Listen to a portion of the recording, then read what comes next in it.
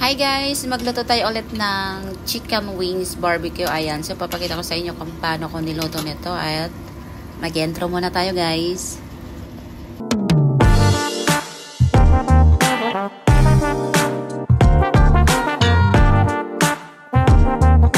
So, ayan guys. Mag-marinated tayo ng chicken wings. Ito ay paborito ng mga bata. Ito.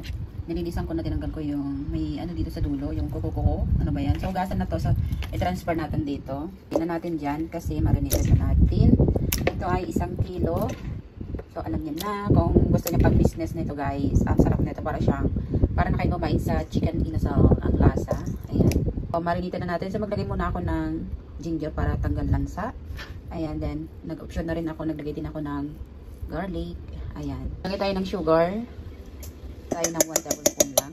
Lagay tayo ng dark sauce, 2 tablespoon. Ayan, pakisundan na lang yung ano para hindi maalat. Lagay tayo ng light sauce. Ayan, 3 tablespoon. Lagay tayo ng sesame oil, 2 tablespoon. Ayan, dito ko na nilagay para hindi na ako maghugas-hugas. Lagay tayo ng oyster sauce, 3 tablespoon. Ayan.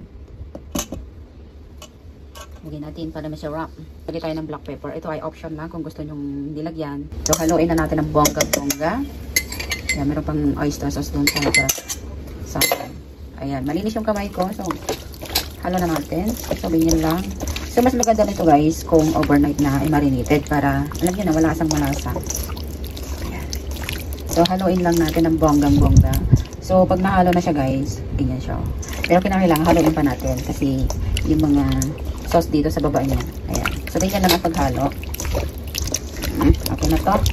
Okay na to. So, lagyan na natin sa fridge. Lutuin natin siya ng mamaya ng alas 6. So, 5 hours siya marinated. So, nung oras, alauna. Ayan. Natin sa fridge muna para masarap mamaya. Ayan na, marinated na siya ng 5 oras. So, halo natin at ilagay na natin dito at ilagay na natin sa oven. Ito ay lutuin natin siya ng 45 minutes. Pag hindi kaya, abutin siya ng 1 oras. Ayan. So, okay na siya. Lagyan na natin. Ayan. Balikan natin pag luto na. Then, i-check natin kung luto na.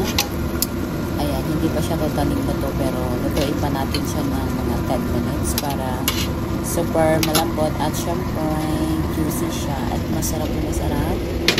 Ayan. Takpan muna natin. Ayan. So, alam nyo na pag ganyan, malapit na malaut. So, ayan, ganyan na siya, oh. O, diba? Ang sarap ng chicken wings, guys. Kahit subukan nyo, hindi kayo magsisi. Yan lang, guys. Thank you for watching and huwag kalimutan mag-follow, subscribe, comment, and share.